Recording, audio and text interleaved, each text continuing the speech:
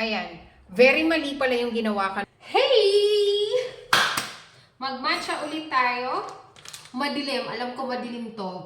Ang pinaka gusto ko lang kasi makita nyo is yung background ko. So, mag-matcha ulit ako ngayon. 4 scoops.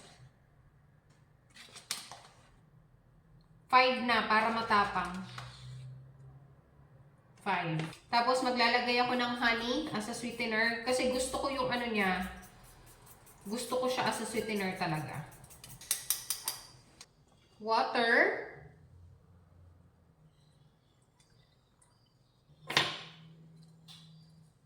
Whisk na natin.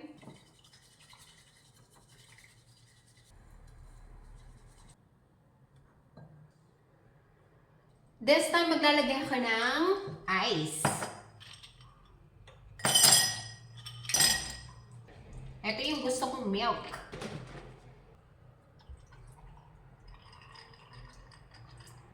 Honey. O, diba hindi ko mabuksan? Dito ko na lang siya lalagay sa gatas.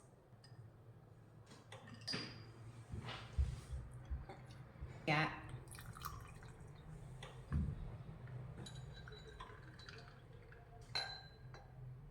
Wow. Green